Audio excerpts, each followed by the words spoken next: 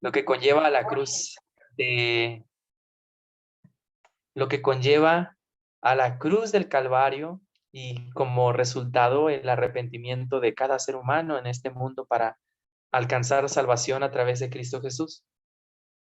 Como nosotros pudimos ver en esta semana, ¿no?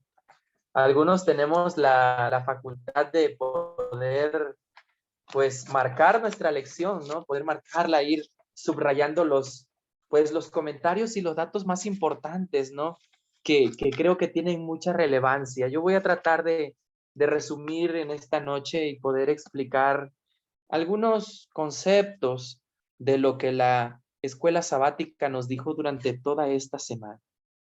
Pero ¿por qué la lección dice que Jesús es el sacrificio perfecto? Nosotros ya lo estuvimos estudiando en lecciones pasadas y saben que pues Jesús ha sido presentado y fue presentado como un sacrificio que vino a sustituir la muerte de los animales.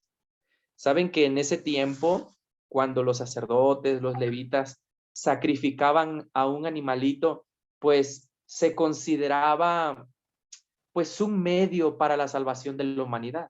Por eso Hebreos capítulo 9, 22, si recuerdan que dice, vayan a sus Biblias, vamos a leer Hebreos capítulo 9, versículo 22. Y la palabra de Dios dice, sin derramamiento de sangre no hay qué cosa, no hay perdón. Por eso se consideraba que al derramar la sangre de un corderito, pues los pecados del pueblo eran qué cosa. Pueden escribir ahí sus comentarios, hermanos, sin miedo, sin pena, porque esta es una clase, es un repaso de lo que nosotros vamos a ver el día de mañana. Y el texto dice, sin derramamiento de sangre no hay perdón. Por eso se degollaba ese corderito, ese animalito, y se esparcía la sangre, y el pecado del pueblo era borrado, era quitado. Ahora, nosotros podríamos hacernos una pregunta. Si la lección de esta semana nos presenta a Jesús como el sacrificio perfecto, y yo quisiera leer sus comentarios en esta noche aquí en el chat, ¿realmente pues esos servicios acabaron o acabó todo en la cruz? ¿Realmente se terminó todo en la cruz refiriéndose al ministerio de Cristo en esta tierra? ¿Terminó la tarea de Cristo para la redención y salvación del pecado al morir en la cruz? ¿O hay algo que Jesús todavía está haciendo o tenía que hacer? Quiero ver y leer, escuchar sus comentarios, porque hay algo curioso. Y la pregunta es, ¿por qué el apóstol Pablo, sí, dice que habla de un misterio posterior de Jesús en el santuario celestial? Si todo se terminó en la cruz del Calvario, porque Jesús ha ofrecido como un sacrificio perfecto, ¿realmente Jesús está haciendo algo en el santuario celestial? Si alguien quiere abrir su micrófono, puede hacerlo. O puede escribir aquí en el chat para poder leer sus comentarios. ¿Sí? Y podríamos plantearnos 4 preguntas en esta noche. Siempre me pregunto, ¿por qué se tenía que sacrificar a un cordero? ¿Por qué siempre, para perdón del pecado, para redención, para quitar la mancha, siempre tenía que haber un sacrificio? ¿Por qué siempre, cuando nosotros tenemos que encontrar redención o salvación o purificación, se habla de un sacrificio? ¿Sí? Y eso nos conlleva a la otra pregunta. Bueno, ¿cuánto se tenía que sacrificar? ¿Qué tanto era suficiente para borrar los pecados?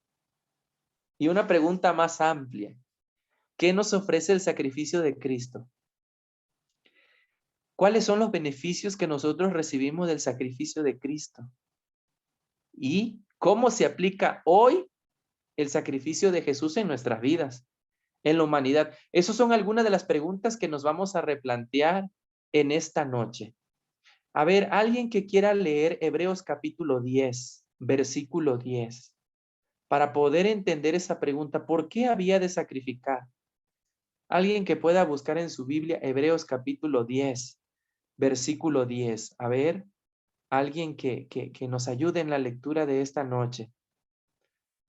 Y mientras leo aquí el comentario, dice, el sacrificio de los corderos era una representación visual de que el pecado produce la muerte. Muy bien, hermana Sharon, muy atinada su respuesta exactamente. Eso nos podría recordar que la paga del pecado, ¿qué cosa? Pues es muerte. Bueno, ese es un buen punto, hermana Sharon. ¿Alguien que quiera leer Hebreos capítulo 10, versículo 10? A ver. Yo, pastor. Sí, adelante, hermano Carlos. Dice, en esa voluntad somos santificados mediante la ofrenda del cuerpo de Jesucristo, hecha una vez, pero para siempre. Amén. Entonces, ¿cómo se responde esa pregunta? ¿Por qué había de qué sacrificar? Porque a través de ese sacrificio nosotros somos ¿cómo? ¿Somos qué cosa? Limpios. Limpios, santificados. Nosotros, para poder estar delante de la presencia de nuestro Dios, tenemos que estar limpios. Y esa limpieza se ofreció o se pudo ejercer a través del cuerpo de ¿quién? De Cristo. Y por eso dice que fue hecho una vez ¿para qué? Para siempre. Entonces, ¿por qué había de sacrificar algo? Porque a través de ese sacrificio nosotros somos santificados. ¿Sí? Ahora, nosotros podemos encontrar que entre los diversos sacrificios de los animales, nosotros podíamos encontrar perdón, ¿sí? Porque anhelábamos que Dios nos perdonara, nos limpiara, nos purificara. Y además era una forma de agradecer a Dios, ¿sí? El perdón de nuestros pecados. Por eso en la Biblia encontramos que Dios es un Dios de pacto, porque había un pacto entre dos personas, un compromiso entre dos partes. Dios hacía un pacto y requería obediencia de su pueblo, pero también, sí, al hacer ese pacto, pues Dios tenía que cumplir sus promesas y Dios cumplió todas sus promesas. Ahora, podemos considerar y entender que esa era una costumbre de nuestros antepasados, ¿sí? Era una costumbre, dice la historia, los historiadores mencionan que dividir los animales sacrificados en dos partes y pues formar así como un camino por el que debían de pasar, pues las partes implicadas, pues él era algo tradicional. Se partían los animales, dice, ponían de un lado una parte y del otro lado la otra parte y la sangre se derramaba y ahí pasaban estas personas que estaban implicadas en ese pacto.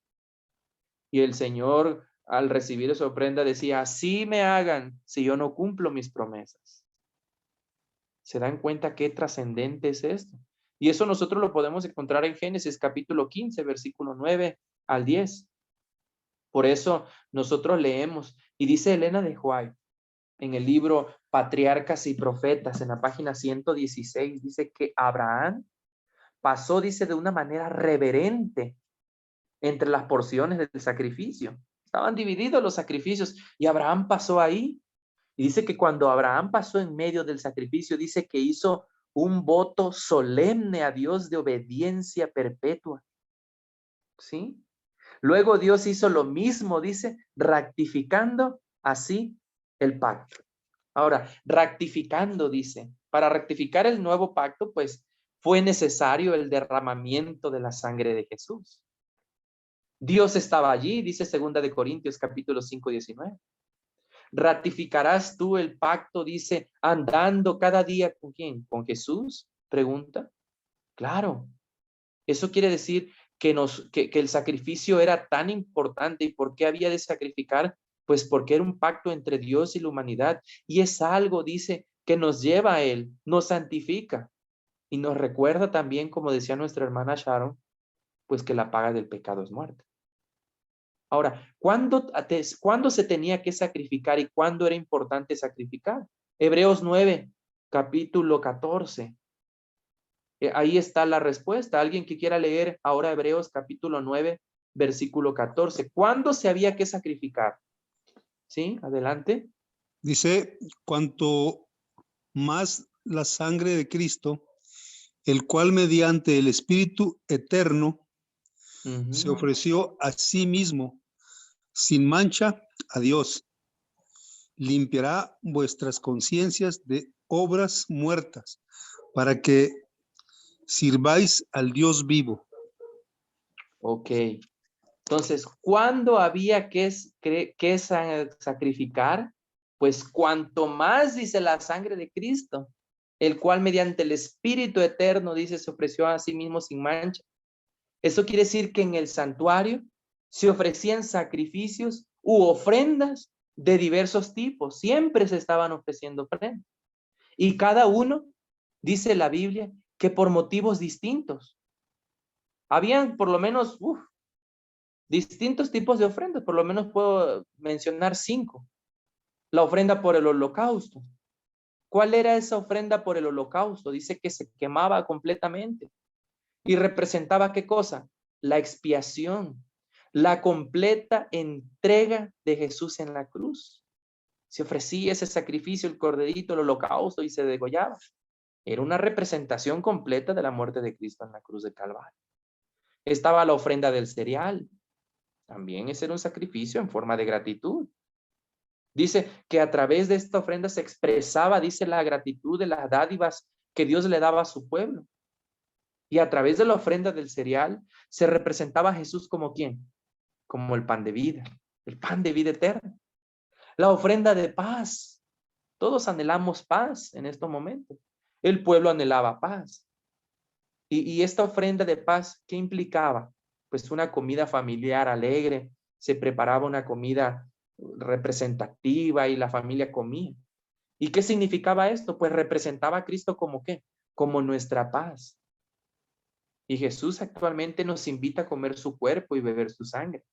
Cuando nosotros hacemos el rito de humildad y santa cena, que bebemos el vino como algo simbólico de su sangre derramada en la cruz y comemos el pan de vida como la carne y su cuerpo. La ofrenda por el pecado, los pecados cometidos del pueblo. Ofrecía el perdón por el pecado y eso representaba ¿a quién? A Jesús como nuestro Redentor. Y finalmente la ofrenda por la culpa. Esta ofrenda pues ofrecía el perdón, dice, cuando además se debía de hacer la reparación del daño. Entonces, ¿cuándo se había que sacrificar? Pues siempre, sí. Pero Jesús hizo ese sacrificio solo una vez, quitó esa carga. Ahora, si ya vimos que Jesús ha sido ofrecido como un sacrificio, ¿qué nos ofrece el sacrificio de Cristo? ¿Qué nos puede ofrecer el sacrificio de Cristo? Recibimos bendiciones, promesas, proezas. ¿Qué dice Hebreos capítulo 7, versículo 27? Hebreos 7, 27. A ver, alguien que me ayude a leerlo, por favor. Dice que no tiene necesidad cada día como aquellos sumos sacerdotes de ofrecer primero sacrificios por sus propios pecados y luego por los del pueblo, porque esto lo hizo una vez para siempre, ofreciéndose a sí mismo. Muy bien. ¿Qué nos ofrece el sacrificio de Cristo? Pues es que el sacrificio de Cristo nos dice que pues ya no hay que ofrecer más sacrificios de días atrás, sino que Él solo ha hecho un sacrificio por toda la humanidad. Además, dice, de ser pues el cumplimiento, dice, de todos los sacrificios del Antiguo Testamento. Porque el sacrificio de Jesús tiene características que lo representan a Él como algo muy especial, como el único. ¿Y cuáles son esas? Ahí en Hebreos, si ustedes anotan ahí Hebreos 9:14, Hebreos 9:26, Hebreos capítulo 10, versículo 10, Hebreos 10:12, Hebreos 10:14, Hebreos 10:19 al 22, Hebreos 12:2. ¿Cuáles son esos beneficios? ¿Cuáles son esas características únicas que ofrece Cristo Jesús? Número 1, puede limpiar nuestra conciencia del pecado, del pasado, del mal, de todo lo pecaminoso. Eso está en Hebreos 9:14. Esa es una característica única. Puede quitar nuestros pecados también, según Hebreos 9:26. ¿Sí? Ofrece santificación el sacrificio de Cristo. Además, ese sacrificio, dice Hebreos 10:12, que es insuperable. Nadie más puede hacer ese sacrificio que Cristo hizo. Y nos hace perfectos además. A través de la muerte de Cristo, Dios nos puede ver perfectos por su sacrificio de su Hijo amado en la cruz del Calvario. Y como resultado, pues otra característica única, pues que a través de eso tenemos acceso a Dios, podemos acercarnos a Dios. Y nos ofrece también un ejemplo a seguir, por eso dice que nosotros tenemos que tomar la cruz de Cristo. Ahora, ¿cómo se aplica hoy el sacrificio de Jesús para nuestras vidas? ¿Cómo aplicamos el sacrificio de Jesús? ¿Qué dice Hebreos capítulo 9, versículo 24? A ver, alguien que le quiera dar lectura. Hebreos capítulo 9, versículo 24. A ver. Aquí lo tengo. ¿Sí? Dice, porque no entró Cristo en el santuario hecho de mano, figura del verdadero, sino en el cielo mismo para presentarse ahora por nosotros ante Dios. ¿Cómo se aplica hoy ese sacrificio de Jesús? Bueno, al igual que pues ese ministerio sacerdotal terrenal, pues que refería, dice que no acababa cuando se sacrificaba el animal. Sí, ahí no acababa ese sacrificio. Por eso el ministerio de Cristo no solo terminó en la cruz del Calvario, ¿sí? Según pues la categoría de la persona, si nosotros podemos entender de equivalente del pecado que esa persona había cometido, el sacerdote rociaba la sangre sobre el velo del lugar santísimo, ¿sí? Un sacerdote o la congregación, como dice Levíticos capítulo 4, versículo 1, dice. O además comía, dice, la carne de la víctima. Entonces, quiere decir que en estos casos el pecado era llevado simbólicamente al tabernáculo. Lo mismo que hace Jesús en representación celestial.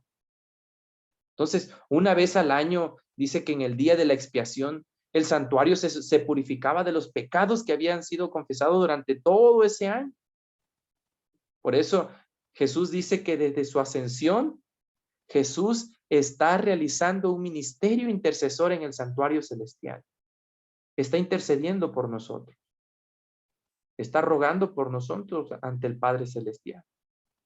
Aplicando su sangre a cada persona que solicita el perdón.